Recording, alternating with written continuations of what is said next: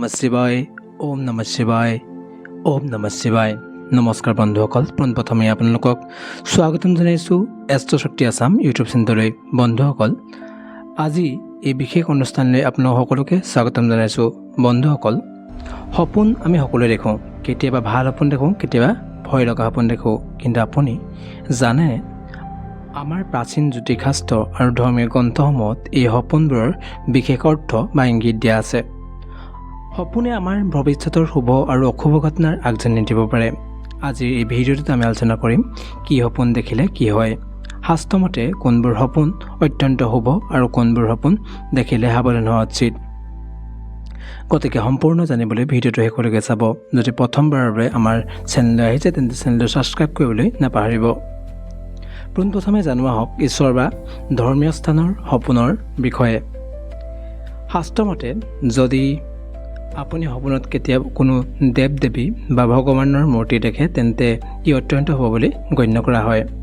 ইয়াৰ অৰ্থ হ'ল আপোনাৰ জীৱনলৈ সুখ শান্তি আহিব আৰু আপোনাৰ মনৰ আশাৰ পূৰ্ণ হ'ব। যদি আপুনি সপোনত নিজকে তীৰ্থভ্ৰমণ কৰা বা মন্দিৰ দৰ্শন কৰা দেখে তেন্তে আপুনি বুজি ল'ব পাৰে যে আপোনাৰ ওপৰত ঈশ্বৰৰ আশীৰ্বাদ আছে আৰু আপোনাৰ কোনো দীঘলীয়া সমস্যাৰ সমাধান হ'বলৈ গৈ আছে। দৰ্শকবৃন্দ, সপোনত পানী দেখাটো জ্যোতিষ শাস্ত্ৰত বৰ গুৰুত্বপূৰ্ণ বুলি গণ্য কৰা হয়। যদি আপুনি পৰিষ্কাৰ বা স্বচ্ছ পানী দেখে, যেনে নদী বা সাগৰৰ শান্ত পানী, তেন্তে ধনে ভৰি পৰা আৰু পদোন্নতিৰ ইংগিত দিয়ে। কিন্তু সাৱধান, যদি আপুনি লেতেৰা বা বোকাময় পানী দেখে বা বানপানী দেখে তেন্তে ই ভৱিষ্যতে আহিবলগীয়া কোনো বিপদৰ বা স্বাস্থ্যজনিত সমস্যাৰ সংকেত হ'ব পাৰে। আনহাতে সপোনত যদি সেউজীয়া বাৰী, ফুলনি বা পকা ফল দেখে তেন্তে ই ঘৰলৈ সমৃদ্ধি আৰু নতুন কোনো সুখ খবৰ অহাৰ জাননী দিয়ে। আমাৰ বহুতেই সপোনত প্ৰায় সাপ দেখে। সপোনত সাপ দেখাটো বিভিন্ন অৰ্থ বহন কৰে।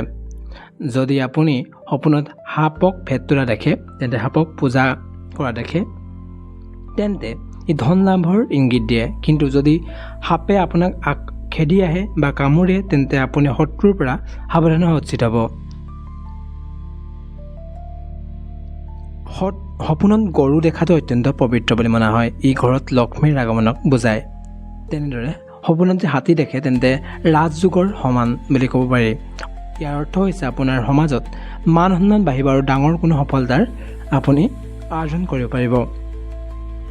অনেকে সপোনত কাৰোবাৰ মৃত্যু হোৱা দেখা পায় বা মৃত্যু দেখিলে ভয় খায়।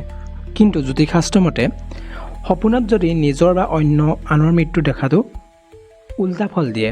ইয়াৰ অৰ্থ হ'ল সেই ব্যক্তিজনৰ আয়ুস বৃদ্ধি হোৱা আৰু কোনো ডাঙৰ বিপদৰ পৰা ৰক্ষা পোৱাক আজি বুজায়।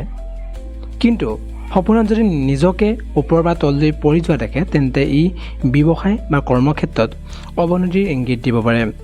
এনে সপোন দেখিলে সাৱধান হ'ব লাগে। প্ৰতিকাৰ হিচাপে কি হ'ব? দৰ্শকবৃন্দ, শাস্ত্ৰত কোৱা হৈছে ব্ৰহ্ম মুহূৰ্তত অৰ্থাৎ ৰাতিপুৱা 3 বজাৰ পৰা সূৰ্য উদয়ৰ আগলৈকে দেখা সপোন প্ৰায় ফলিয়ায়। যদি আপুনি কেতিয়াবা বৰ বেয়া বা ভয় লগা সপোন দেখে তেন্তে ৰাতিপুৱা উঠি তুলসী গছৰ গুৰিত পানী ঢালি ভগৱানৰ ওচৰত প্ৰাৰ্থনা কৰিব। ইয়াৰ অশুভ প্ৰভাৱ খণ্ডন হ'ব তেতিয়া।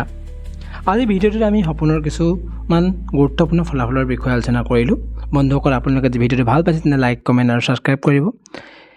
আজিলৈ ভিডিঅ'টো ইমানতে সামৰণি মাৰিছোঁ। জয় শ্ৰী ৰাম, জয় শ্ৰী ৰাম, জয় শ্ৰী ৰাম।